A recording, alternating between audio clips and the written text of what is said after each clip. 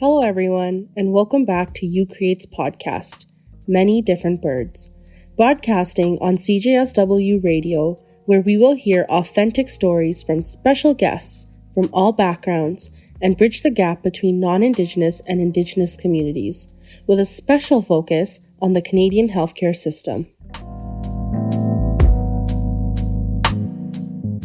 Before we begin, I want to acknowledge the traditional territories of the people of the Treaty 7 region in southern Alberta, which includes the Blackfoot Confederacy, comprising the Siksika, the Piikani, and the Kainai First Nations, as well as the Tsuut'ina First Nation and the Stoney Nakoda, including the Chiniki, Bearspaw, and Goodstoney First Nations. The city of Calgary is also home to Metis Nation of Alberta Region 3. Kerrie Moore is a Cree Metis elder who is also an integrative psychotherapist working in private practice as a consultant, educator, spiritual advisor, and trauma therapist. Kerrie specializes in holistic therapies and combines her clinical social work education with spiritual and alternative practices. She is also involved with many sustainability projects around campus. We are honored to have her guidance and support in the initiation of this project. Thank you for joining us today, Kerrie. We are super excited to have you here. I'll pass it on to you so you can share a little bit more about yourself and talk about today's discussion on trauma and wellness. Prior to the recording of this podcast, Elder Kerrie Moore had performed a smudge. We smudge in a way where we are trying to come from our head into our spirit. In our spirit is where we carry our love and our kindness, our respect, our compassion, our accountability. In our head is where we carry our behaviors. So when we're speaking about wellness, when we're speaking about the environment, we look at everything around us and how that creates the behaviors that we see. So we as Indigenous people do not see people as the issue. We see that what is happening in the environment creates the behavior. We are just another species on Mother Earth. Mother Earth takes care of all of us. And each species has their own way of taking care of each other and everyone else. So the act of generosity and sharing is part of everything on Mother Earth. And everything on Mother Earth always remembers who they are.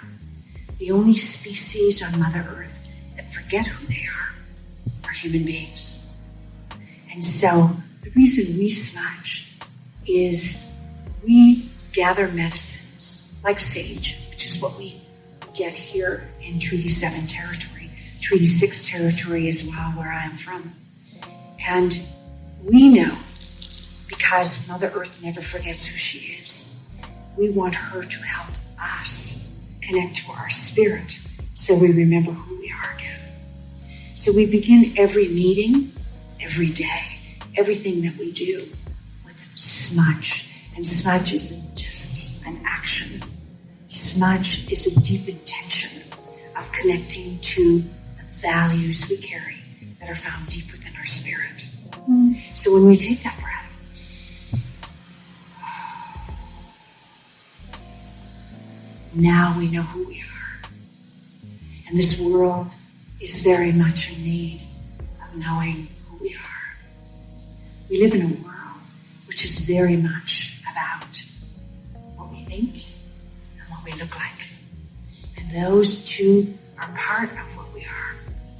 But the most important part of who we are as human beings is who we are and how we feel about the world. And so when we pick this medicine, we put that tobacco down, which is what you have given me, that tobacco, to ask for that respect and to acknowledge my words. When we give tobacco to the plants too, we take that tobacco and we put it down on Mother Earth and we say, thank you. I ask that you come with me to help me. And our creation stories talk about how the tobacco plant came forward and said, I will give myself to two-leggeds, the human beings, so that when they need to remember who they are, they will ask us to help them. And so we put that tobacco down before we pick our medicines, and we never pull anything by the roots, because when you pull things from the roots, you pull them out of their families, even plants, not just animals and humans. All things grow in families, and their spirit is located in their roots, and they talk to each other, and you will always see plants growing together in families. Human beings carry our spirit in our belly button, and so we know that this plant never forgets who she is. But if we were to pull her by the roots without offering her that tobacco, she would go into trauma, just like human beings when they're pulled from their roots, especially children. So this beautiful sage plant, we picked her with love and kindness. We left her roots in the ground so that she will always be there with her family and grow again next year. And so I take a little bit of this smudge, and it's a sage plant, and I'm going to light it, and I'm going to do a blessing for all of us. And this is for us to begin in a good way, but it's also for what you're planning to go forward doing with your podcast. It's about creating the space to do everything in a good way.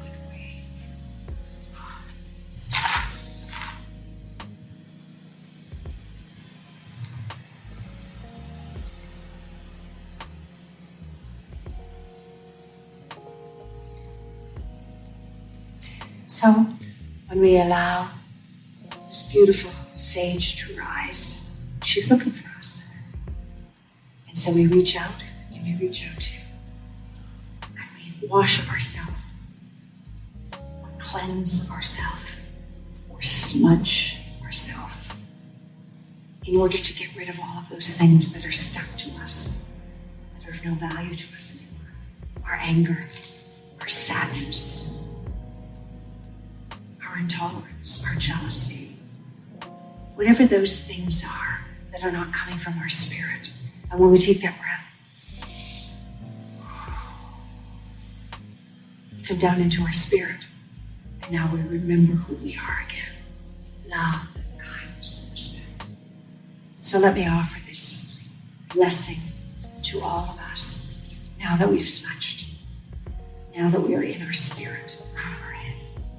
Let me offer this. Creator, giver of all life, grandmothers and grandfathers of all four directions, Mother Earth, to see Exo, Wakamihi, and Copper Square, Idana, Nico Chi, Kisana. My name is Kerrie. We are truly grateful for this day, Creator. We're truly grateful for all of the things you bring us every day. Today, the snow will cover Mother Earth and bring nourishment to her. We ask, Creator, that you keep us safe today on the roads, and keep us safe no matter where we may be. Watch over our families and our communities. Keep them safe. May they be surrounded by love and kindness. Then we ask that our love and kindness reach out into the universe for those that may not be well, for those that may be in grief, for those that may be at war. That they will feel our good intentions, and that those intentions will give them hope to keep going in a good way. We're truly grateful for the work you've given all of us to do, Creator. We ask that you bring us the resources that we need. We're truly grateful for the blessings that we receive every day. And we ask that you continue to watch over us and protect us. Amen. Hi. Amen. Thank you. Thank you so much for inviting me to be here with all of you today. I am an elder here at the Faculty of Social Work. I'm also an elder with the University of Calgary. And you're right, I'm very passionate about wellness and sustainability. And so let me just tell you a bit about myself. I'm originally from Treaty 6 territory near Prince Albert, and I have been in Alberta now for 49 years. I am an elder with the Metis Association of Calgary, Region 3, as well as with Calgary Board of Education and the University of Calgary. I am a psychotherapist, yes, and a consultant and an educator. And I came into social work very late in my life. I was 50, and I came into social work because as an Indigenous woman, I really didn't see a lot of things that I knew helped me out there to help other people. And social workers are one of the groups of people that are out there helping people wherever we are. And I wanted to really impart my ways of knowing, being, doing, and connecting to other social workers, and learn myself how to work within two worlds, since we have to recognize how to create a parallel process. And so that was why I came to university and got my master's degree. And now I'm still here teaching and providing counseling and providing research and all kinds of things. And all of it has to do with wellness. But I'm particularly, I think what's particularly important is that here in Treaty 7 territory, we as Indigenous people know how to create wellness, but we don't see it very often. And so I think it's important to recognize that all people who come to Canada, no matter where people come from, bringing their own ways of knowing, being, doing, and connecting, it's very similar to ours. But the people in Canada have the understanding and the songs and the vibration and the languages. We know how to create wellness and balance. And so part of being a social worker is really to teach other people that we don't need people telling us how to do things. We need people to ask us, how do you create wellness? And on that point, I will say thank you to you for asking me how I do that. And I've been doing this now for over 40 years. And I want to see sustainability, which is part of what we all want to see here at the university and everywhere, sustainability and wellness. And one of the first things that I look at is when people use the term mental health. Human beings are more than their mental health. Human beings are holistic or whole beings. And that goes for all people, not just Indigenous people. And so what does that mean exactly? What it means is we are spiritual, emotional, physical, and cognitive beings. And when we come from a place of trauma, and I would probably say that most of us in our life, perhaps not us, but our ancestors, came from trauma, because people come to Canada because they're trying to find a better life. They're trying to get away from persecution. They're trying to get away from war. And so many, many people in Canada who are coming from other places are coming with their own trauma as well. And if we don't get this right, we're not going to see resilience. And that's what I do not see in the world. And I hear a lot of people say to me, well, we create resilience by creating this program. We create resilience by helping people. I would say that sometimes that's true. But what I am seeing is adaptability more than resilience. And so at a university level, we have to recognize we have people from many different places in the world here that are coming here to learn something, to make this world a better place. That is what our ultimate goal is here. And we don't make this world a better place by the courses we take. We make this world a better place by the people we really are. And who human beings really are loving, kind, responsible, compassionate, accountable, generous, caring human beings. All of us have that in common. And trauma takes us out of our spirit, where we carry those beautiful values, which we say in your belly button. And I know when I say that, a lot of you might be hearing this and saying, gee, we have a practice where we're supposed to be in our belly button too. It's a universal truth. And we don't necessarily say that as Indigenous people, let's get into your belly button. We talk about getting into your spirit. Well, our spirit resides in our belly button. That's where we carry the beautiful values that all human beings carry. In the process, however, of trauma, of colonization, which creates tremendous trauma, the first thing that happens to us is that we're pulled out of our spirit. And it's the children that are traumatized. The adults fight. So, what does a child know about survival? Because children don't have a lot of coping methods. They rely on adults to protect them, to keep them safe. And when you're in a situation where you're separated from adults, or you're separated from those people that were caring people, and they have no way of protecting you because they're in danger too, then you're going to look for the people that have power around you as children. And you're going to watch them. And you're going to figure out how you're going to stay safe in that environment. And that is the moment in time where you get pulled from your spirit and you start to come up into your head to try and think your way through what is happening. But the reality is about trauma is that we can't find a way of peace and balance in our life unless we're in our spirit first. And so we are taught as nurses, as doctors, as psychologists, social workers, whatever the helping professions are that we're in, we're taught about cognitive everything.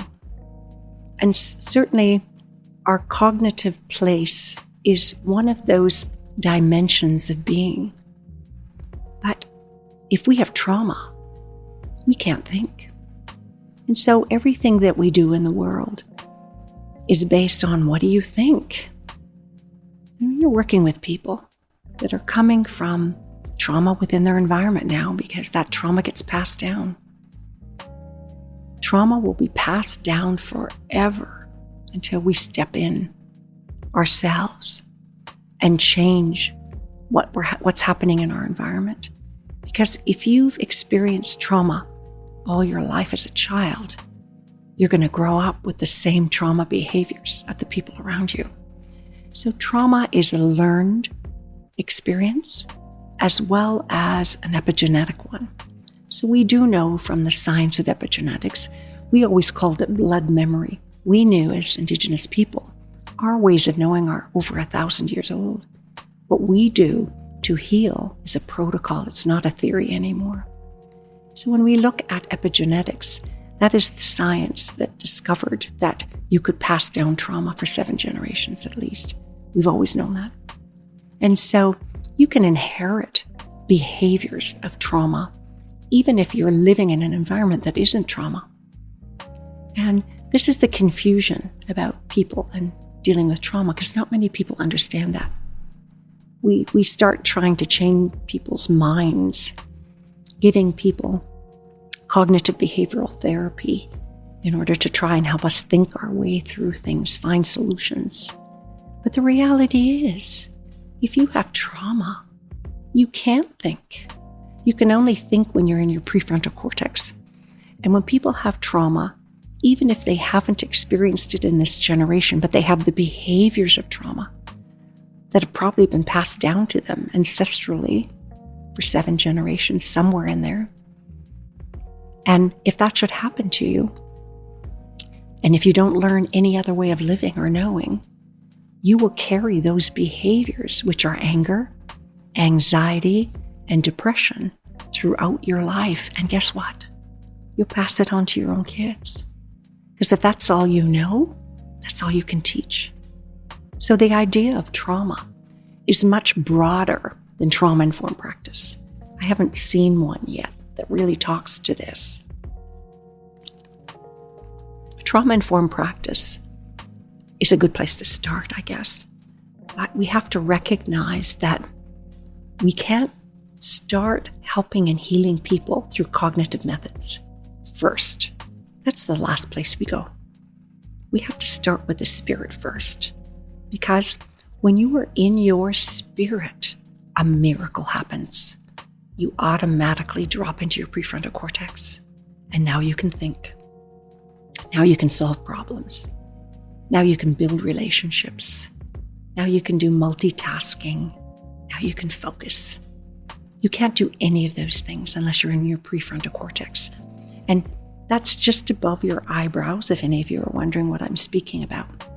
So what happens in trauma is we get this signal from our environment that something may not be quite right. And it's through our senses. So our senses get us into trauma. Only our senses are going to get us out of trauma. So very simple, right? We hear all kinds of things about trauma in many different ways. But the reality is that here's the simple understanding of trauma.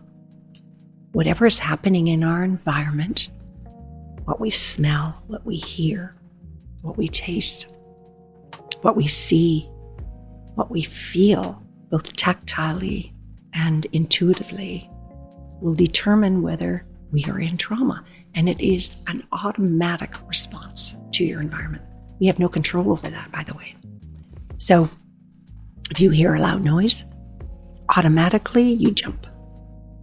And that's the cortisol levels that are increasing in your body. Very important cortisol, adrenaline, all of those different, what we call neurotransmitters, hormones, but they're actual chemicals that are released in your body to help you do everyday tasks. And one of those things that happens is that we have an automatic response to what is happening in our environments through our senses. So anything that is happening around us, if your body perceives that as danger, you will automatically go into trauma. This is why it's difficult to heal trauma. People think, you know what, you're not in a trauma environment right now. You need to get over your anger. It's that simple. Because if you've never learned that your anger may be trauma, you'll just think that it's part of your life. You'll say, gee, I have a lot of people in my family that have trauma. That's normal.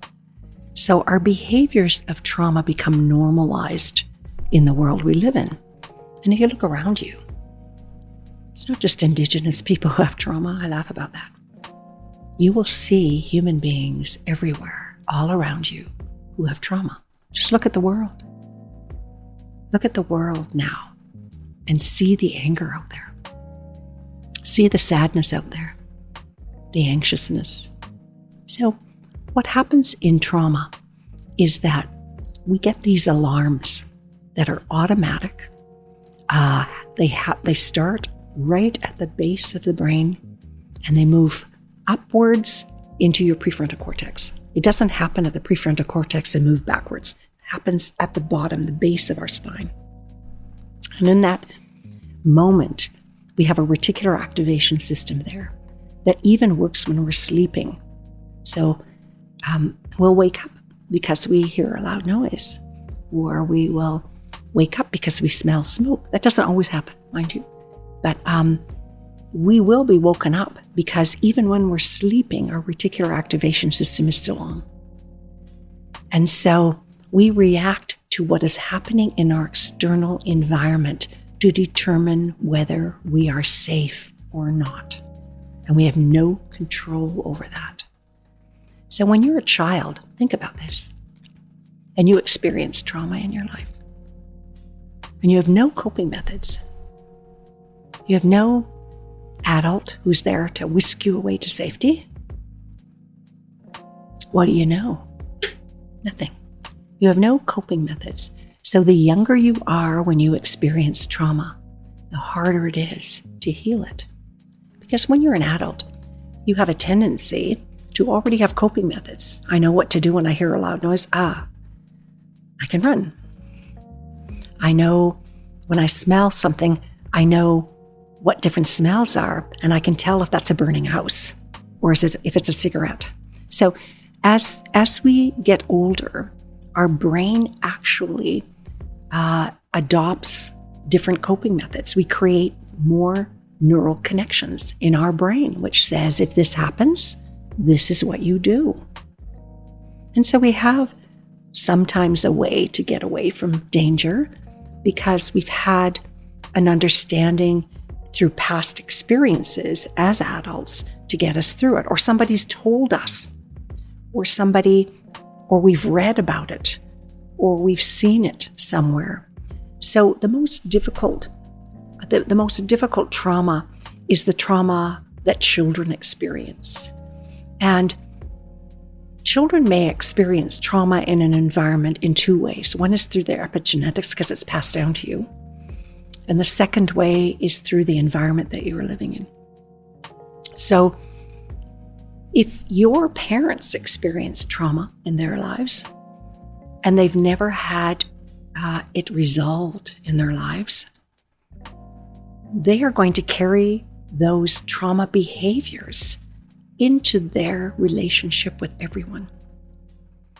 And so the three behaviors associated with trauma are anger, anxiety, and depression, and all of what I call the subtypes attached to it, like lateral violence, bullying, jealousy, all of those very difficult behaviors that we have. We don't want them, by the way, and we don't know why we have them necessarily.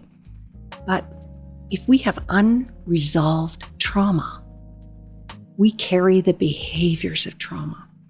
And we don't adopt all three of those behaviors. Usually we adopt one more predominantly than the others. It doesn't mean that we're not going to experience all three behaviors at some point in our life. All of us are going to experience anger, anxiety, and depression because of what's going on in our life. It's when people carry it every day. Now, if you're living in trauma, you are going to carry it every day. But if you're not in trauma anymore, you've left the environment, you've understood that, and you still have raging anger for no reason. Somebody drops a cup and you jump and you become very angry. That's not normal behavior. That is trauma behavior. And that's when we start to look at some of these behaviors, how they really get in the way of building relationships, for example. They really get in the way of us keeping jobs. They really get in the way of us being able to live in the world without maybe getting into trouble with the law or without coping with things. You can't blame people for coping with their anger when it gets in their way, or their depression, it's so bad, or their anxiousness is so awful they can't leave their home.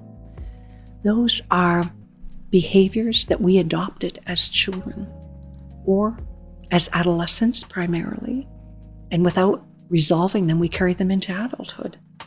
And until we learn something new, those behaviors won't go away. So cognitive behavior doesn't help when you have trauma. You have to work with the behaviors first, starting in connecting people to their spirit so that they know who they are. Because when you are connected to your spirit, however you may do that, deep within your belly button, that's where your love and your kindness and your respect and your honesty and all of those beautiful values are. We call that our authentic self. And I can tell you that I know people, when I talk to them about being in their authentic self, tell me, you know what? I don't think I've been in my authentic self for a long time. So if we want to create healing in this world, we can't do it with the cognitive first. We have to be able to connect people to their spirit. That is where their authentic self is. When you're connected to your spirit, no one can control you. When you're connected to your spirit, you can think Because when you connect to spirit, that miracle happens. You drop into your prefrontal cortex. Now you can go to university and you can study and you can read and you can learn and you can build relationships and you can be successful. But I see many students dropping out of school, and they drop out of school because of the trauma they're coming from. And there's nothing around them that makes them feel safe. And you might say, what do you mean, Kerrie? There's lots of things at the university that make you feel safe. Yes, I think people have great intentions of creating safety everywhere, and I see it. But people have to believe it. People have to build a relationship with those spaces and places around, those ethical spaces around where they can build a relationship with that space. Because if you don't build a relationship with that space, you're not going to feel safe in that space. And the way that we look at trauma today is based on you just need to be able to get through this through many different ways. But we don't think of the spirit as a place to do that. So I'm an Indigenous person. So what do? And I work with people who aren't just Indigenous. I work with people from many, many diverse groups. And I always connect people to their spirit first, however that looks to them. To us as Indigenous people, we begin with that smudge. We begin with that blessing. And we come down, we take that breath deep within our belly button. You have to take a breath. You can't hold your breath.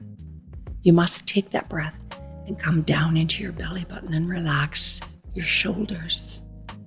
You have to feel your breath in your belly button. However you do that. Some people do mindfulness or meditation or yoga or walking or music or art. All of those are wonderful ways to come down into your belly button.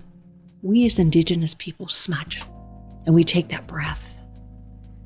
And we take that beautiful medicine from Mother Earth, because Mother Earth never forgets who she is. Only human beings forget who they are. So we ask her to help us. So we bring that smudge and we smudge ourselves and we take that breath and we do that prayer. And all of a sudden, we're ready for the day. We're in that place of safety, because we can't be safe unless we're in our belly buttons. And then we can go throughout the day learning what we need to do. And when we get up in our head and it bothers us, we take that breath and come back down into our belly button again. And we have to do it over and over and over again, because there's a lot of things that are stressful around us, a lot of things that bother us, a lot of thoughts that we have about missing our friends and our families. All of those things bring you up to your survivor brain, which is right in your midbrain. And that's where you stay until you find something to bring you down into your belly button. And when you're in your belly button and you really are at peace, then you can start to do trauma work. But you can't do it until you have come into your spirit first. So here we are at a university, very progressive, one of the top universities in the world. What would I say about how would we make this the absolute best university in the world? We do it by creating whole beings. We do it by not just making academic success the most important thing. It's important, yes. But is it the most important? Because I know that we come here to learn all kinds of things, to be of service to the universe in many different ways.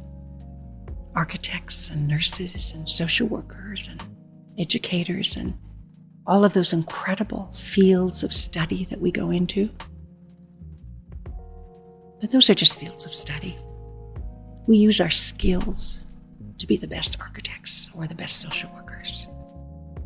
But unless you know who you are, unless you really know who you are and can get into your spirit, where your love and your kindness, where your respect and your honesty and your compassion is, you're not going to be successful. And I know some of you are saying, what? I got the highest marks in my class.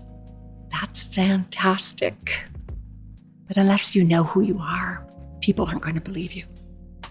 So to be the most successful people on earth, you have to know who you are. You have to know how to be in your spirit. And you use the skills you have to make this world a better place, but you can only drive it with your spirit. If you want people to believe you, if you want people to trust you, you have to know who you are, or they're going to walk away from you. So this university, when we think of wellness and sustainability, the word mental health is so frightening to so many people. I know people that won't go near any place that says mental health counseling because it alarms them to think that they might have a mental health issue because there's so much stigma attached to people who have mental health issues. In my opinion, we should never use that word. Wellness incorporates spiritual, emotional, physical, and cognitive wellness. So we really need to look at how we're going to get people in to get help. I know it's hard for people to go and get help, but if they know that they're going into a wellness center, they're far more capable of going into a wellness center than they are into a mental health center. And I think we have to look at that in our university and in the places, in our hospitals, everywhere that we look. If we really want to help people, we have to use the right language. And mental health is only one part of us. Wellness includes the whole being, spiritual, emotional, physical, and cognitive being. So we have to really, when we're looking at what's going on with people in the environment, how do we help them? Well, we don't help them by working on their brain first. We help them by looking at what happened to create the behaviors, not what's wrong with you. We have to get beyond the what's wrong with you piece because there's nothing wrong with us. Something happened to us to create the behaviors that we have every day, or whenever something comes up for us. We might have a behavior that's just not suiting us well. And remember, those behaviors of trauma are anger, anxiety, and depression. Well, lots of what I hear, mental health, have those three behaviors attached to them too. So it's important to rule out trauma first before we diagnose people. Because in my opinion, from my practice, and I work with a great many people in my practice who are misdiagnosed, the first thing that happened to them when they had this raging anger and were involved with perhaps domestic violence, which is a horrible thing. And they would say to me, Kerrie, I know all about what I'm supposed to do, but I don't know how to stop my anger. How do I stop my anger? It's not something I can turn off. It's spontaneous. And so when people are involved with trauma at some point in their life or somewhere through the epigenetic passage, and trauma has happened, and perhaps you had a grandmother who was somewhere like residential school and she learned to fight to survive. And the more repetitive your trauma is, the more repetitive it is, the more it will stay with you. So if she had a repetitive trauma for several months, maybe for several years, where she had to fight her way out of everything, we know that trauma actually creates a change often within us. And we get so much cortisol that is released because we're in danger. And we don't have that time between that experience to allow our cortisol to come down. That's why we go, we take that breath. Because when you take that breath and come down into your belly button, something else happens. our cortisol levels come down. And so we have to recognize that our cortisol levels come up to help us run, fight, and flee. Those are the 3 basic behaviors of trauma. And attached to that is anger, anxiety, and depression. So when we are living in an environment that has so much trauma, we have to be on alert at all times throughout the day. Our trauma levels never come down. What does that mean? It means that our cortisol levels never come down. And when your cortisol levels don't come down, they become toxic to you after a while. So toxic that now you have this spontaneous behavior, anger, anxiety, or depression, but you also start to develop all kinds of health issues because it's not just the brain, it's the body. And so you get a lot more. We see people with trauma that is a continual trauma, not a one-time event. Trauma that's a one-time event is usually easier to support. Not always. It depends on what the trauma is. But I'm talking about repetitive trauma that happens in your environment as a child, continues on, and you pass it down, and it keeps going from one generation to another generation. So we know that our ancestors passed down their trauma to us. We also know that they passed down the good things too, and the skills. So somebody might not get that trauma, but your brother might. And maybe your child will.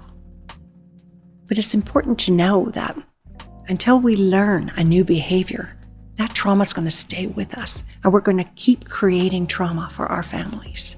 The behaviors we have, the normalized behaviors of trauma, anxiety, and depression that are continual, they never go away, or they go away for only short periods of time. By the way, when I talked about cortisol, people who are suicidal have 100 times more cortisol in their body than anyone else. Think about that. When you're so overwhelmed in your life, and you've been so overwhelmed for a long time, and you have so much cortisol that is coursing through your body, and it can never turn off, because you have to have times in your life where you take that breath and relax so your cortisol levels can come down and go back to normal. So when you have so much cortisol in your body and you're feeling so terrible, it takes a lot to support people who are suicidal. Now, where do we get that from? Trauma. So even if you don't have trauma in this life, maybe you live in a wonderful life, and I hope you all do, but somehow you have such extreme anxiety, you just can't leave your home. Well, extreme anxiety is one of those behaviors of trauma that may have been passed down to you, to someone who had to hide from trauma all their life. Fight, flee, freeze creates anger, anxiety, or depression. So the behaviors that you adopt to protect yourself as a child, as an adult too, manifest themselves in certain behaviors. And so when we try to get someone to come out of their house, for example, they just can't leave their home. They may not know why, because the trauma may be coming from another generation. And that's why when we're looking at trauma, we have to look at the story of people, not the diagnosis of what are the behaviors first. Tell me your story. We ask about the stories of people, and we go back 3 generations at least to find out where you came from. What happened? How did you get here? How do you protect yourself? And in that story, we can determine whether people are coming with trauma from another generation. Because they might say to you, I don't know why I'm so anxious. Nobody else in my family is anxious. But in the story, they might tell you about how their great-grandfather lived out in the bush, and he chose to live in the bush away from people. and he could hardly ever leave his house. Even when people came to visit him, he wouldn't come outside. And we didn't realize that he might have been highly anxious. We just thought he was what we call a hermit. So it manifests itself in many different ways to people, but trauma is one of these horrible things that can happen to us. But here's the good news. Trauma is curable at any point in your life. Mental health issues, especially personality disorders, are treatable, but they're not curable.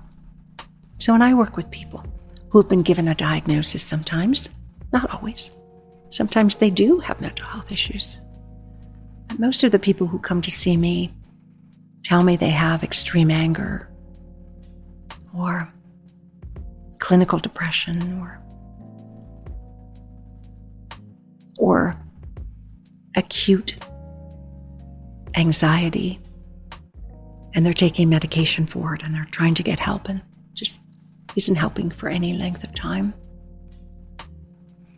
I look at what happened to that person in their ancestral lineage to determine whether or not maybe trauma is why they have these things, not a mental health issue.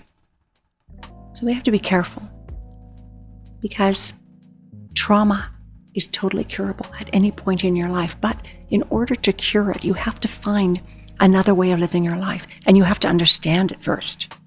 You can't just start doing support for people because they have depression or anxiety or anger.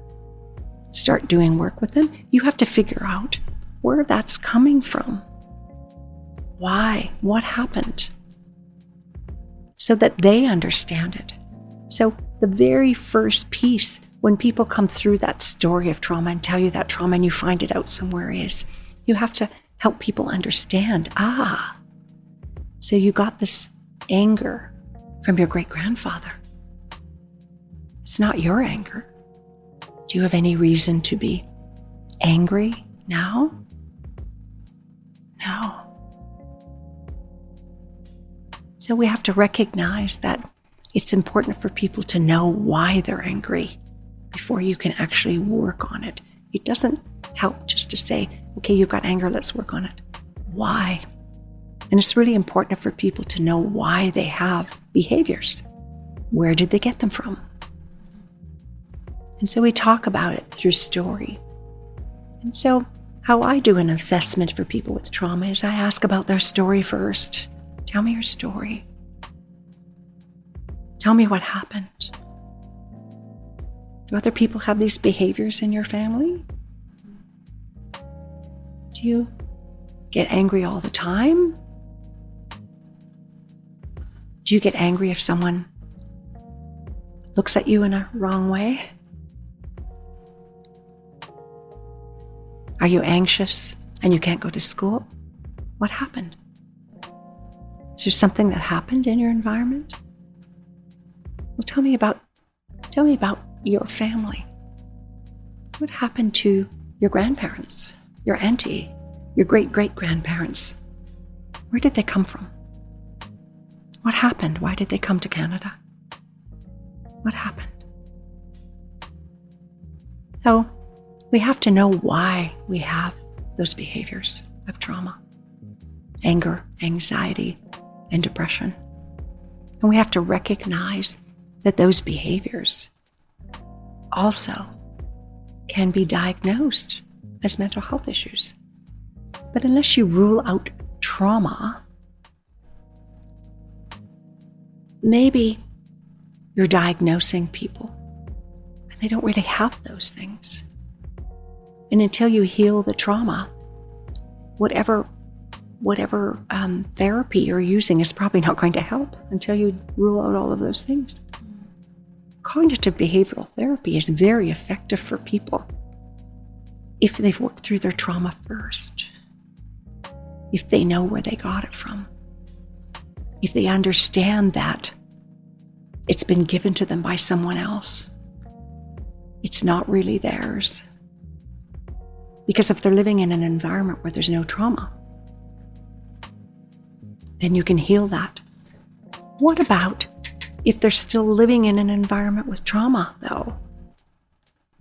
That's why we look at what's happening in the environment to create the trauma. It's not about the individual anymore. What's it about? It's about looking at the behaviors that you have of trauma that have been given to you because of what's happening in the environment. So we have to figure out, how do we heal that environment so that the family and the community can heal, not just the individual. If we support that individual and they go back into their community, their brain, well, all of our brains are pretty lazy. Our brains love routine. So we can take people out of an environment and we can teach them something new. By the way, your brain won't change unless you're successful doing something new either. So you take people out of an environment for a while, maybe because they're in addictions. And they're in addictions because they have trauma and they're trying to cope with what they don't want to have. And you do trauma treatment with them in that addictions. That's the way it should be. Let's work on the whole being, not just the addictions. And that person realizes that, the trauma came from somebody else and I don't want to be this anymore. It isn't mine. I have no reason to be angry. Then you can start working with them on that trauma. But if they say to you, I'm going to go back into that same environment and people all around me have addictions and people all around me have trauma, how am I going to go back there?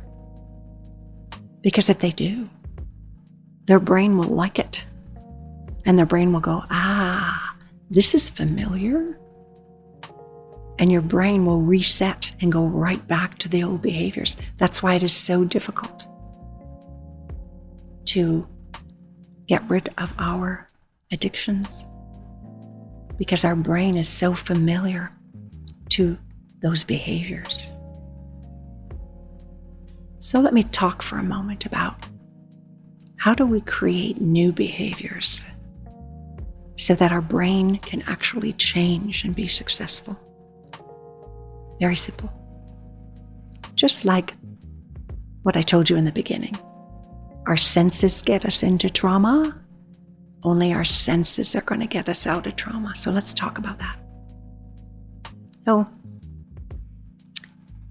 anybody, even if you don't have trauma, but your brain gets so conditioned to a certain behavior, and your brain doesn't want to change. It only wants to give you it only wants to work so hard, and it doesn't want to change at all. So anytime you try something new, and you all know this, whether you have trauma or not now, but this works for trauma too. You try to change your brain because you're doing something the same every day, over and over and over again. And you're getting pretty bored and tired of it. You're starting to lose interest in your job now. You're starting to lose interest in life. You retreat from the world because you wake up in the morning, have your breakfast, you go to work, you do all of the same things, you come back and you do exactly the same thing the next day. It becomes so routine over and over and over again. And no matter what you try to do, your brain keeps reverting back to that same old behavior.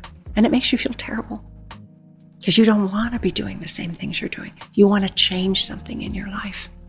But you can't change your brain unless you do something different that's easy. I'm not talking about something difficult, where you're successful doing it. Only being successful doing something new will change your brain. And you have to do it repetitively, just like the old behavior you had. Because now you have to get your brain to adopt the new behavior.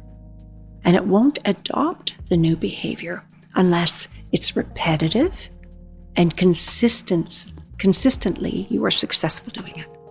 So let me explain what that might look like. I used to always wonder, when I work a lot in the Calgary Board of Education, and I used to always think, when a child is having difficulty doing math, you send math homework home to them.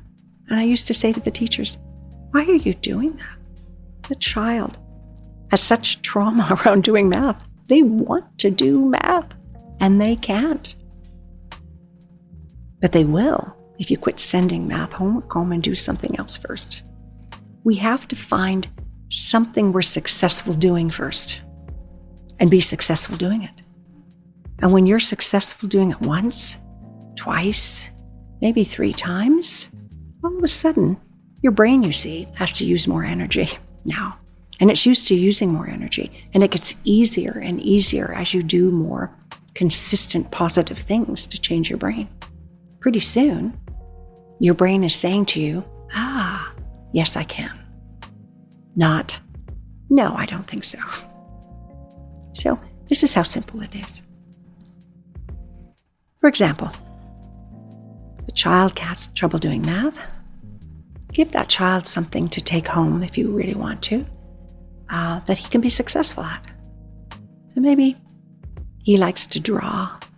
So you could say to him, why don't you draw me a picture of what math looks like to you? And then you can explain that to me. And here's some crayons, here's some Sharpies. You take these home and I'm going to give you paper. Draw me a picture of whatever you want, of what math looks like to you, or what it would look like to you if you could learn it. And that child, maybe he's 8 or something, he draws beautiful pictures because he loves art, and you know that. And you say, I want you to bring them tomorrow now, and he brings them to you, and you go, that's wonderful, tell me what this is. Right? And you give him something similar to do again, maybe the next night or whatever. After about 3 times, you say to him, that's great. Now let's look at this one problem here. Math problem. You can do this. Because his brain already figured out that he can do something different. And now he can do that math problem. Don't give him a whole bunch. Give him one. So if we're going to change our brains, even from the trauma behaviors that we have to figure out how to be happy in our lives. We have to do things that make us happy. Not addictive things. Not things that may hurt us. Not things that could cause harm to others. But things that are simple. Like, if you want to go on a diet, that's a big thing for people. And we try. It's January, Christmas is over, and we go, I gotta go on a diet. I ate so much chocolate. Oh, it was so good. But I've gained 10 pounds. I've gotta go on a diet. I feel so awful. Because you do. You feel terrible when you all of a sudden find yourself in a position that you don't want to be in. And you say, I'm gonna go on a diet. Worst thing you can do. You know why? Because your brain is going to tell you that chocolate tastes awfully good. And your brain, because it's lazy, already has a conditioned response to food and all of those things, is going to make it very difficult for you to stay on your diet. So you have to do something different before you go on a diet, so that your brain knows you can do something different. So what if you walk, and you walk out the door, and you've never done that before? Just walking and ending up back at home, it's going to be uncomfortable. I can guarantee when you're going to figure out every reason not to walk. And you go out and you walk and you come back and you feel so good. And what happens at that point is you say, I'm going to do it tomorrow. Well, your brain is going to say, I don't think so. And you've got to force yourself to do that. After you've done it 3 times, though, your brain starts to get used to it. And pretty soon you're going to go out that door and it's going to be easy, right? Well, after a while, you start to go back into behavior again. So you walk out the door to walk now because that's become part of what you do. Go in a different direction. That's how simple it is. Change the direction. I can guarantee that you're going to feel uncomfortable. You're going to go, oh, maybe I should go that way. And you're going to feel, why? Because the cortisol is starting to come up in your body saying, are you sure you're safe going this direction? This is uncomfortable for me. I don't know this. And you go, no, I'll be okay. And you walk. After you go a little bit, all of a sudden you start to feel the cortisol coming down. You start to breathe. You start to get into your routine. By the time you get back to your space, you've been successful walking in a different direction. Guess what? You just changed your brain again. Now try something that you couldn't do. So trauma and the brain are very much related. And we know that when we have trauma, we inherit it, or it's a learned behavior. And if we want to be able to support people and environments, we have to recognize it's not something that's wrong with us. Something has happened to create the behaviors that we have. And so we have to connect people to spirit first. By connecting people to spirit first, they are able to naturally drop into their prefrontal cortex, which is where we solve problems, which is where we learn. So, it's very important to remember that trauma isn't cognitive first. It's by connecting people to spirit first, however that might look to them. To Indigenous people, we use our culture. Our culture uses every one of our senses in our culture in a positive way. That's why it works. The drumming that we use actually balances left and right brain. It reprograms the brain. The smell of our smudge triggers this positive memory in us, that smell. The songs we hear in our languages trigger what we hear in a positive way, what we see around us. The outdoors, the medicines that we're seeing, that we're feeling, that we're smelling, all of these senses that got us into trauma because they weren't good senses to us. What we saw wasn't good. What we heard wasn't good. What we smelled wasn't good. All of those senses turn into positive senses in our ceremonies, in our culture. That's why we know one of the few evidence-based research that we have seen with what is successful for Indigenous people is putting them into their culture, helping bring the culture back. Our traditional ways of knowing have been doing the same things for thousands of years. We know that the things that we do within our ceremonies, the songs, the medicines we use, the dances that we do, the drumming that we do. By the way, all cultures have drums. That must be a universal truth from our old people too, no matter where we come from. And we do know that there is research on drumming and reprogramming the brain. So I use drumming instead of EMDR. And so what we see is that culture is very, very helpful for Indigenous people. So here at the university, we have an incredible opportunity because we have elders here. We have an elder circle. We have ceremonies that go on. We offer Indigenous ways of knowing. And that is to support people because as Indigenous people, this is the land that we know, Mother Earth that we know. We know how to help people come to us. And we will support you no matter where you're coming from and help you connect to your way of knowing as well. So, thank you for having me today. It has been a great honor. I have a lot more to say about trauma. That's just a little bit to help you understand why we need to start using wellness, why we need to start looking at creating that safety in those spaces, which are ethical spaces around in the campus, why we have to recognize that trauma is curable and that we need to really assess for trauma first, not mental health. So thank you so much. I am in my lodge attached to the Faculty of Social Work. You're welcome to come and visit me sometime. That's in the third floor of McKimmie Tower, that beautiful new glass building. I welcome you to come and see us. And please follow the Faculty of Social Work page. We offer all kinds of lunch and learns about Indigenous ways of knowing for everyone and anyone to tune in. So if you're interested in learning more about Indigenous ways of knowing and trauma, we offer that as our lunch and learns as well. So thank you, everyone. It has been quite an honor to speak today. Miigwech. Hi. No, we'd like to say thank you, Kerrie. I've never honestly learned so much about trauma. I feel like it's used, that word is just used, people use it, and like even the stuff that you learn, but no one has ever talked about it or dived in deep into the topic and what it does, how it affects our bodies, our future relationships, our actions, even like our heritage, which is like something that's kind of something that I learned new, is that trauma is inherited and can be inherited, which is, I think, it's a fact that not a lot of people know.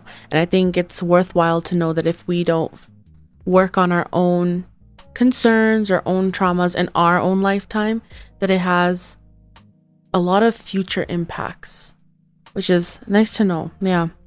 So I know you mentioned that you do like to use the word wellness to describe all the realm of mental health and what it means. And I want to hear your insight into why that word carries such negative connotations with it, and what you've learned from your experience as to why we should work towards changing the word. There are a lot of people where the word mental health has a huge stigma attached to it because of our culture. So it isn't just Indigenous people. We don't think of ourselves as just mentally unwell. We recognize that what's happening in the environment is creating the ability for us not to be well. So there are many students, I am sure, that will not go for help when it says mental health. They will go into into a place where it would say wellness, because there's no stigma attached to not being well, because well could mean that you're not feeling well, or you're struggling with anxiety, or you're struggling with your partner, or whatever that might be. But all of those things don't mean that you're just mentally unwell. It affects your entire environment when you are not well. And so if we want to attract people to these tremendously wonderful places at the university that are there to help, we have to recognize that we need to look at more than mental health, because we're not going to be able to help the people that really need help if that's the only thing we call ourselves. So I really have been looking at this, and I ask people all the time, please don't use the word mental health, use the word wellness. And if you say we're here to do wellness support, it means that we're here to help you in many different ways. People won't have the stigma attached to it. They're just going to a wellness center, which could mean that you're doing yoga that afternoon, right? It has a wide connotation of being a whole person as well. And we are not just cognitive people. We're not just mental people. That's the other term for cognitive, right?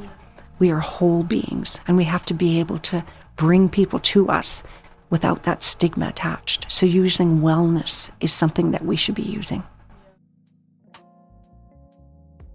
And I think with wellness, you just brought up that point where wellness can look like attending a yoga class. So it doesn't always have to be something that's like, I'm going to go meet a counselor perhaps, but it could be that, no, I'm actually going to go in and do a yoga class and do something for my body to feel better. I think wellness is a more overarching, well-rounded term to describe how one feels, rather than mental health, which is just saying that something about that person's brain is off. And thanks for bringing up the something's topic wrong of with seeing them. a counselor, because these days a lot of people go to therapy or see a counselor if they have problems regarding wellness, and it is becoming more and more popular. So Kerrie, I wanted to ask you, what is your insight on therapy, and how effective do you think it is when we're dealing with our traumas? Well, I think therapy is often a very necessary thing that we need to go to. I have nothing against therapy.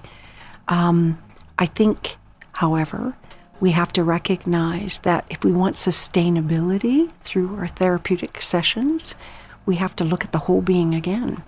And I often say to people when they tell me, oh, our programs created such sustainability. People, when they attended this program for X amount of time or came to therapy for X amount of time, they felt so good. what we did at the beginning was we did a measure and we did a post measure, and we see such incredible change. What does that look like 2 months later, right? So that's not resilience. We know that the therapeutic relationship, just having somebody kind and loving that you can speak to, is sometimes the greatest intervention you can have. But how sustainable is it? We need to create therapy which is really going to help that individual be able to process through what they're doing and create the ability to take what they've learned into other areas of their life. That's resilience. And so therapy to me is not, sometimes we have to do crisis intervention. That's different. But most people go to therapy because they've had something that's been bothering them for a while. It's not something that's just happening. And they want someone to help them get beyond that. And so we want them to get beyond that through many different ways of helping them, whatever that might look like. But we want to make sure it's sustainable.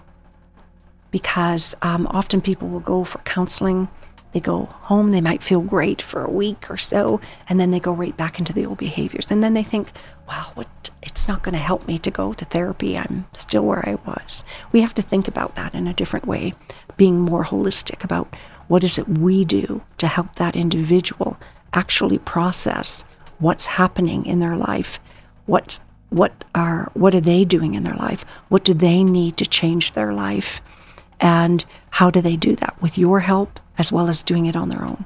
So we're trying to create in therapy, when people come to us very dependent, we're trying to get them to become independent. And after they become independent, we want them to become interdependent so that they know, I still need help. I'm not this person that can do this on my own. I still need help, but I only need it once a year, just because I need somebody to reset my brain or whatever I'm doing. And then we finally get to a place of resilience where you actually see people taking what they have learned in therapy because they're feeling safe, and you're doing all of those holistic things. And all of a sudden, you're seeing them taking total control of their lives now. And they've transferred what they've learned with you into that other area of their lives now. Now they have their family, they're working with their family, and they maybe have looked for a job, or they have figured out that they need a tutor. They're figuring these things out on their own. And it's through the ability to see people going from dependence to independence to interdependence to resiliency. That's how you measure whether they're changing. How do you do that? Through story. So I use story as a methodology. Tell me your story. And I want to see that story change each time I see them. And if it doesn't, I remind them, well, what did you do yesterday? Well, your story's changed. And it's so the story becomes both a methodology and an evaluative process, right? To know how successful you are with that person and how successful that person is in their own life. So you're kind of pointing at one thing that really I understood from what you were saying, is that we as individuals kind of have to reflect back onto our, I guess, past, childhood, all our traumas, and be really reflective about it, and not, I guess, see ourselves as a victim, but to see ourselves as part of something bigger. Because like you said, you have to look at your environment and your behaviors, and why did you act that certain way in that certain behavior, and it's not because you are that certain way. So I think, like, you're trying to say that with therapy, we should try to be more reflective about our surroundings rather than what we do on our own, or like trying to look at us as if we're the problem. Because I feel like a lot of people with mental health concerns do that a lot too. Like, if someone is feeling anxious one day, it's like, no, I was feeling anxious because I suck at math. I'm so bad at math. I did bad on my math test. But it's also that maybe you just don't understand math, and that environment of learning math is not the one that you learned the best in. So it's kind of changing the perspective on how you view yourself. So having better self-talk, do you think, is another I guess, holistic way too. Wellness can be many of those things, and that was a really good way of putting it. Riding horseback can be a great way for wellness. If you get on that horse and you just feel so free and so at peace and so overwhelming, and you know that that horse does not judge you and just looks at you and loves you. And, you know, cats and dogs can do that too, as well as playing basketball, right? I know kids that can say, when I'm playing basketball, I'm totally in a different space. And I say, where are you? I don't know. I'm somewhere, Kerrie, where I just feel so free. And I say, well, I think you're in your spirit.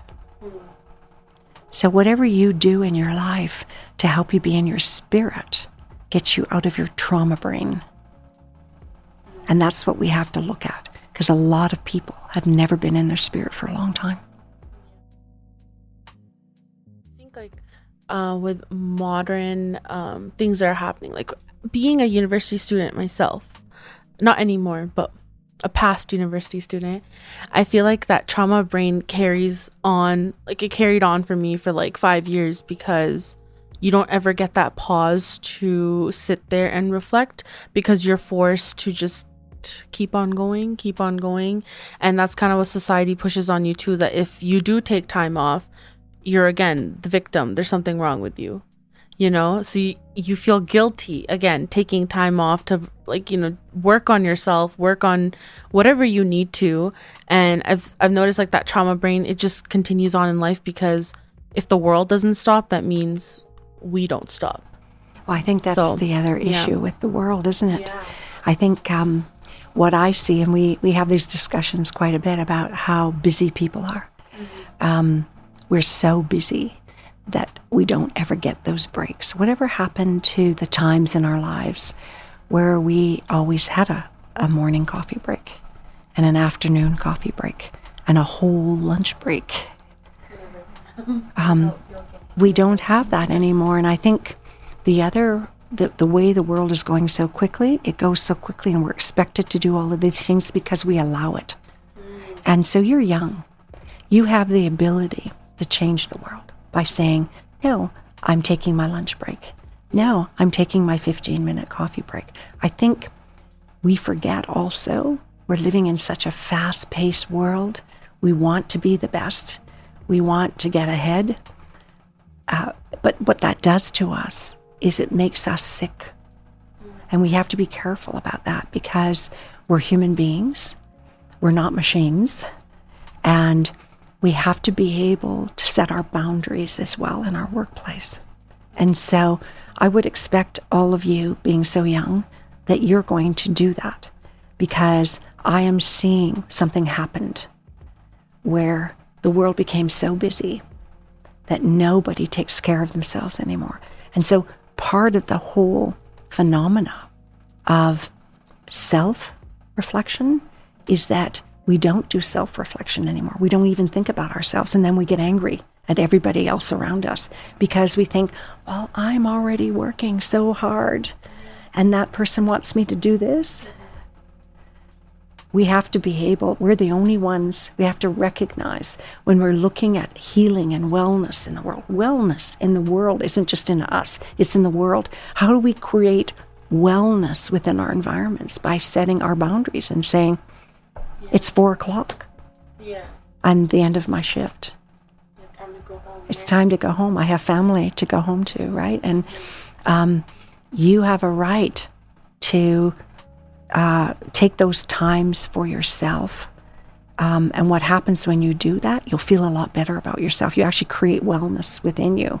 The stress levels will go down, for one thing, when you take those times. Because when you take that 15-minute coffee break in the morning, and you've just been going like crazy since 8:00, and you go, what happens? Your cortisol levels come down. We have to bring our cortisol levels down over and over and over in the day. Otherwise, we're going to get burnout, or we're going to get compassion fatigue. We'll even get PTSD. There was a study done here at the university with frontline workers, over 200 of them. And they wanted to determine in the workplace, what are they seeing more? Are they seeing burnout? Are they seeing compassion fatigue? Are they seeing something else? And 39% of the people they interviewed out of those 200 frontline workers across Alberta had PTSD. Yeah. So we have to be careful. Part of recognizing what wellness is that we have to create wellness environments so that when it's time for your coffee break, your manager or doesn't say, well, wait, I need this letter done. And you could say, well, at 10:30, when my coffee break's over, I'll be right there. Yeah, I know you mentioned the long term when you have high levels of cortisol for a super long time. When that happens, what happens is that your brain structure also changes, which is bad because now your neurons that are firing, the pathways that are firing, are not the good pathways. They're the bad pathways that take you down into even a more stressful situation.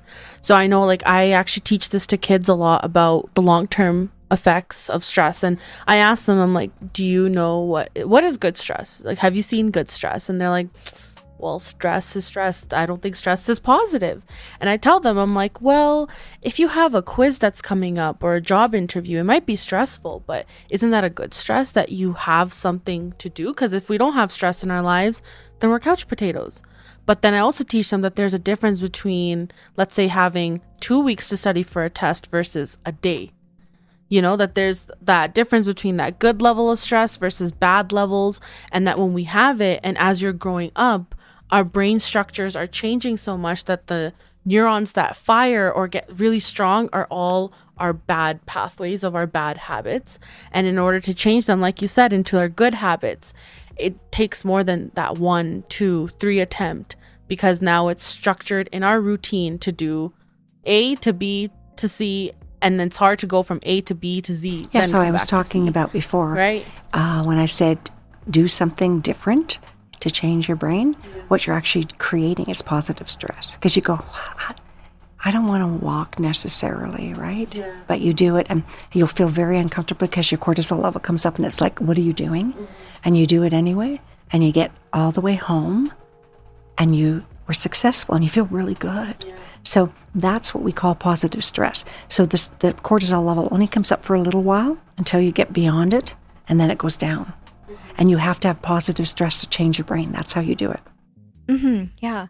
And that leads us on to another interesting topic, which is realizing that your stress level is high. Because when you're working constantly and your stress level is constantly high and you're not paying attention to it, and therefore you're not even aware that it's high because you become so used to it and tuned to this way of life. So I think it's wonderful that we've taken the first step by bringing up this discussion of first being able to recognize our stressors, because when we recognize that, we can work to reduce our cortisol levels and overall stress. I think it's because we think those high stress levels are normal. Right. We've normalized being stressed out and always being on the go, that like, if we don't do the normal, then it's like, this is weird. Why am I sitting down watching Netflix all day? I wanted to ask another question, focusing on how you think we can incorporate different perspectives about well-being, wellness, and healing in both our healthcare practices and as well as our campus community.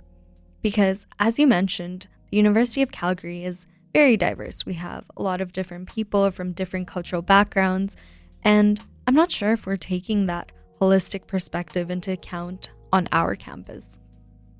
I think the university is doing a lot of that already. I think the university takes into consideration many different cultures and provide certainly different supports, the ability for people to have their own spaces to do things depending on where they're coming from. So I know that the university also has yoga for people to do. I know that they do different things to try and attract students to build a relationship. I think the greatest difficulty that we have is to get people to build relationships with those things, though. So I think what we have to do is we have to be able to reach out to people and invite them with us. Because from my experience, people don't go to things by themselves. And so it takes different friends. And maybe what we have to do is we have to be able to go where different cultures are gathering within the school, because we do have different things like that, and say, can you come with us tomorrow? This is what we're doing. We want everybody to be part of that. Can you speak to that? I really think there are some people that are highly motivated to do a lot of different things in the community of the university, but there are others that don't feel like they know you well enough to do that, or because of a lot of the discrimination and things that we see, they don't want to go into a space where they don't know what it's there. So I think we just have to keep creating spaces that are ethical, so people can come in. Maybe what we need to do is we need to bring people from many different nations together to sit and do drum circles, for example, or something. Try to get them involved, and then talk about what's happening at the university. And I know we do that on many levels, but we're not reaching a lot of people, I think, that really need that. And we do know for the wellness of people at the university, part of that is to build a relationship, or we're going to lose them. We don't have a lot of retention with people that don't build relationships at the university. So I think we just have to keep creating fun social things to do where people feel really safe, and have those conversations with people. This is what we're doing over here, and this is, come over to the Indigenous Lodge because they're doing ceremony and everybody's welcome, right? Because I know that when I meet people and I invite them personally, they come. But if I open it up and say, come, I don't get people, right? They want to know who you are. They want to know what you're doing. And despite the incredible activities that happen here, I think the people that really need it need to have other ways of people reaching out to them. Yeah. Not just like the one mode of communication. I agree. I wanted to ask you, I know you're like super passionate about being like trauma, healing people. Where did that passion in you come from? I think it's because I saw a lot of trauma around me. Yes. And I didn't want to see that trauma around me, and I could see how trauma got in the way of family, not necessarily mine, but all around me, right? I could see all kinds of things happening to people everywhere, and I wanted to make a difference, so people didn't have to have that trauma in their life, and that anger, and that anxiety, and that depression. I wanted to be able to help people be whole, so that with the greatest concern of making this world a better place. And I know that might sound a little bit, as I say, airy-fairy sometimes, right? But the reality of it is, we want to make this world a better place. So with people not understanding trauma, me not understanding trauma either, although I understood it as I got older, but it's really important for us to let people know what trauma is, because the greatest, I guess, the greatest wall or barrier that gets between us and joy is the trauma in our environment, or extreme stress, which can lead to trauma. So I wanted people to find the joy in their life, so that those little children that are in that family grow up with love and kindness without that anger and all of those things around them. Yeah. Was it hard for you to kind of combine like your personal experiences and I guess like wellness and like holistic measures into, I guess, when you were learning to bring that into your career? Like, did you find that it was difficult to do that initially, or over time did you just... Well, it was harder when I was kind of knew younger. how to. I think because I didn't go to university till I was 50. So as you get older, people tend to listen to you more. So I think that was an easier thing for me to do. If I had started to do that at 20, I think people would have gone, yeah, right. Yeah. But I had a lot of experience in the world by then, and I knew what worked and didn't work. And I'm also coming from a very cultural perspective. So I always had this as part of my life. I was so fortunate that my grandmother taught me a great deal about Mother Earth and healing and living with the world. And I grew up, I would say, I didn't feel I lived in the world because people were so different to me. I didn't see the world the way people saw the world, but I kept that part of it quiet. So I think as you get older, people listen to you more, as long as you don't come at them with anger. Yeah. I had to work through that anger to be able to talk to people and say, well, let's try it this way. That's true. You have to come from a place of kindness, and let's work on it at the same time together. Yeah, I'm actually curious because from my understanding, you're the only trauma specialist that I know on campus. What were people's initial reaction to these ideas? Well, I don't think I talk about my ideas very much unless people ask. All I know is that I do it, and people, I used to work at Writing Symbols Lodge and the Native Center before that for 18 years here. And I worked primarily with Indigenous students who would come to me and say, can't go over there, I'm coming here. And I saw great changes in those students, and I saw retention, which was really important. And I still see a lot of those people who, whose kids are now going to university, right? And so I'm not one of those people that talks about what I do. So I thank you for asking me about what I do. I don't know if I'm the only trauma specialist here. I know that I practice trauma work in a very different way, perhaps, than a lot of people might. But I think there are other people like me out there, but maybe they just do the work quietly. Because one of the things that you learn over time is if you do what works, but it isn't conforming to what people want you to do, keep quiet and just keep doing it. Thank you so much for sharing that. I think it's always really insightful to hear a person's own journey.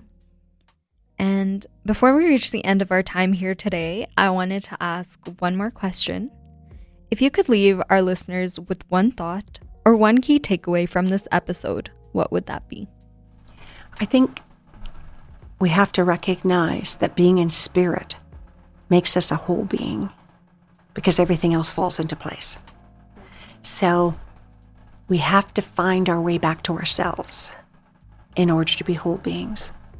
So if people are listening and they are talking about or thinking about what are you talking about, breathing and being in your belly, those are the people that probably haven't been in their belly for a long time.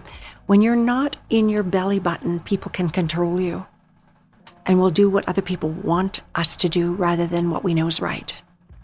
And so it's important to figure out what do we have to do to connect to our spirit every day, which is right, the location is where our belly button is, because that's where our values are. If we're not loving and kind human beings, we're not going to be very happy in the world. Wow, what a beautiful and wholesome response. I feel like connecting to ourselves, our spirit, as you mentioned, can be a very eye-opening experience. And I hope that for all of you listening today, today's podcast will motivate you to start a journey of self-discovery and self-compassion. And I believe that we can get caught up in the external world and sometimes forget to reflect on ourselves and our values. So I really appreciate your time today with us, Kerrie. Today, we got an introduction to the immense topic on wellness, trauma, and healing, and we would love to have you back on our podcast to further dissect these concepts. I would just like to echo what Nidhi said. Kerrie, thank you so much for joining us today. It was really nice talking about trauma, and I've honestly never really talked about trauma in an open setting or open discussion like this ever. So it was really nice to just open that conversation up and learn how trauma can look different for everyone, essentially, and how it can manifest in our bodies, and the way it manifests is different person to person as well.